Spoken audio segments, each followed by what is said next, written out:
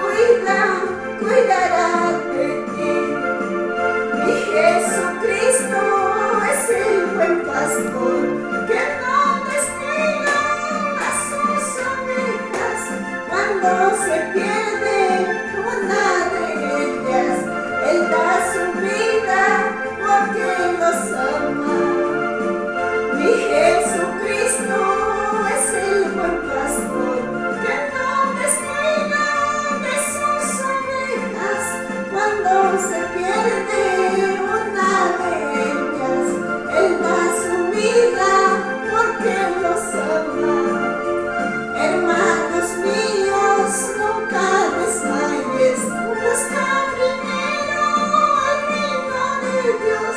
Hermanos míos, nunca desmayes, busca primero el reino de Dios. Que la gloria y la honra sea para Dios, amados hermanos. Las alabanzas son mensajes cantados. Santo, santo,